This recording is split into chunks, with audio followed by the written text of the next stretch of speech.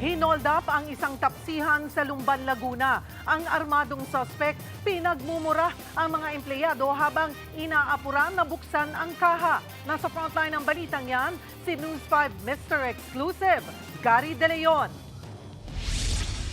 Sa pulsa video ang pagparada ng riding in tandem sa harap ng tapsiyan sa Barangay Maytalang sa Lumban, Laguna kahapon ng madaling araw. Pumasok ang isa sa mga suspect, naglabas ng baril at nagdeklara ng hold up. Pilit niyang pinakuha ang kita ng kainan sa dalawang takot na empleyado.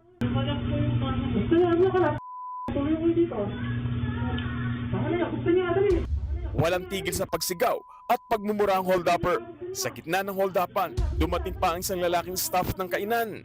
Pero tila di niya agad napansin na hino-hold up na pala sila. Pinapasok ng hold-upper sa isang kwarto ang dalawang empleyado. Habang may isang nagbubukas ng kaha, binilangan pa ng hold-upper ang empleyado para magmadali.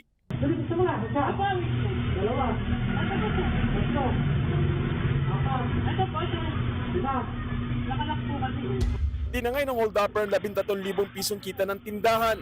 Matapos niyan ay umangkas siya sa kasama niya naghihintay sa labas ng tapsiyan, saka sila tumakas. Ayon sa Lumban Police, walang masyadong tao noon sa lugar kaya ang kainan ang pinintirya ng mga kawatan. Kabubukas pa lang ng tapsiyan kaya wala ring customer na nadamay sa hold-upan. Ang sabi po ng iba, random lang na pinuntahan yon dahil nagkaroon po sila ng pest control nung araw na yon at wala pa pong masyado pang tao, kaka-open pa lamang po nila. May natukoy na raw na person of interest sa mga pulis base sa tulong na makakuha ng CCTV. Maharap sa reklamo robbery hold-up ang dalawang suspect. Nagbabalita mula sa frontline, Gary De Leon, News 5. Mga kapatid, Cheryl Cosing po.